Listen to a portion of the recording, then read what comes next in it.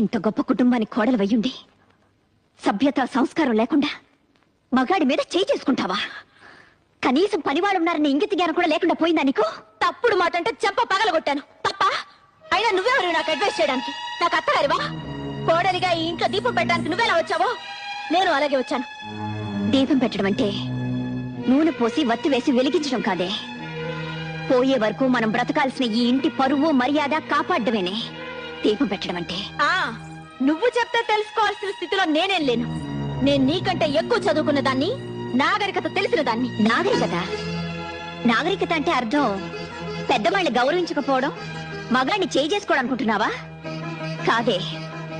పట్టు చీర కట్టినా పాతి చీర కట్టినా ఎదుటి వాళ్ళు చేతులెత్తి నమస్కరించేలా ఉండటమేనే నాగరికత అంటే. చూడు, ఇంకో ఆర్గ్యుమెంట్స్ అనవసరం.